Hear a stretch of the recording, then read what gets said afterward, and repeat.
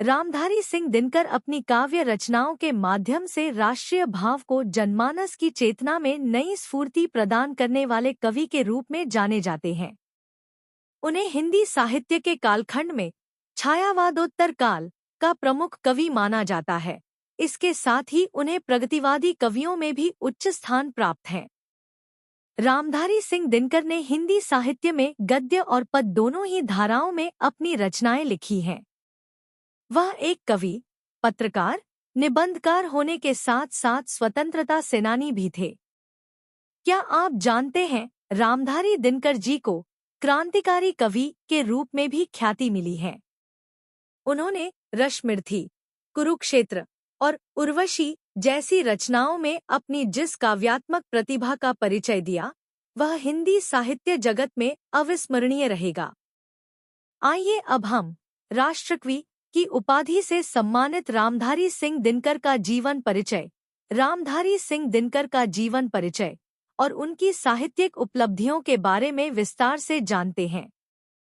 छायावादोत्तर काल के प्रमुख कवियों में एक रामधारी सिंह दिनकर का जन्म 23 सितंबर 1908 को बिहार के बेगूसराय जिले के सिमरिया ग्राम में एक किसान परिवार में हुआ।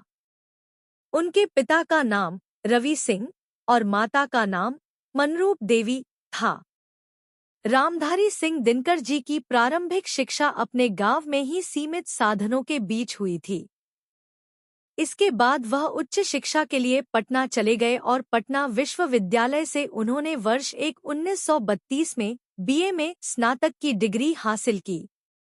इसके पश्चात उन्होंने अपनी आजीविका चलाने के लिए माध्यमिक विद्यालय में अध्यापक के रूप में कार्य किया। फिर उन्होंने कुछ समय तक बिहार सरकार में सब रजिस्ट्रार की नौकरी की। यह वो समय था जब भारत में स्वतंत्रता आंदोलन अपने चरम पर था।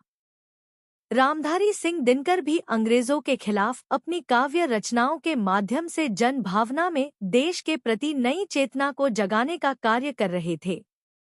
उन्हें हिंदी भाषा के साथ साथ संस्कृत, उर्दू, बांग्ला और अंग्रेजी का भी अच्छा ज्ञान था।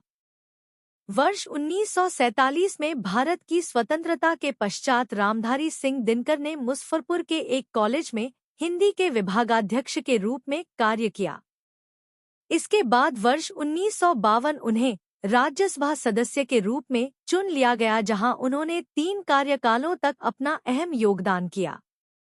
फिर उन्हें भागलपुर विश्वविद्यालय में कुलपति के रूप में नियुक्त किया गया और इसके 1 वर्ष बाद ही भारत सरकार ने उन्हें अपना मुख्य हिंदी सलाहकार बना दिया। यहाँ उन्होंने 1965 से 1971 तक कार्य किया। वहीं 24 अप्रैल 1972 को हिंदी साहित्य के इस महान कवि का चेन्नई, तमिलनाडु में इनका निधन हो गया। रामधारी सिंह दिनकर का जीवन परिचय। रामधारी सिंह दिनकर का जीवन परिचय के साथ ही आइए अब जानते हैं उनके साहित्यिक जीवन के बारे में। आपको बता दें कि रामधारी सिंह दिनकर ने अपनी काव्य रचनाओं की शुरुआत हाई स्कूल से ही शुरू कर दी थी। सबसे पहले उन्होंने सुप्रसिद्ध साहित्यकार रामवृक्ष बेनीपुरी द्वारा प्रकाशित युवक पत्र में अमिताभ नाम से अपनी रचनाएं भेजनी शुरू की थी। इसके बाद वर्ष 1928 में उनका बारदोली विजय संदेश नाम से पहला काव्य संग्रह प्रकाशित हुआ था। रामधारी सिंह दिनकर ने काव्य के साथ साथ अन्य गद्य साहित्य में भी लेखन कार्य किया है। आपको बता दें कि रामधारी सिंह दिनकर की काव्य प्रतिभा ने उन्हें हिंदी साहित्य जगत में अपार प्रसिद्धि प्रदान की। उन्होंने राष्ट्र प्रेम, सौंदर्य और लोक कल्याण को अपने काव्य का विषय बनाया, लेकिन उनकी राष्ट्रीय भाव पर आधारित कविताओं ने भारतीय जनमानस को सबसे अधिक प्रभावित किया।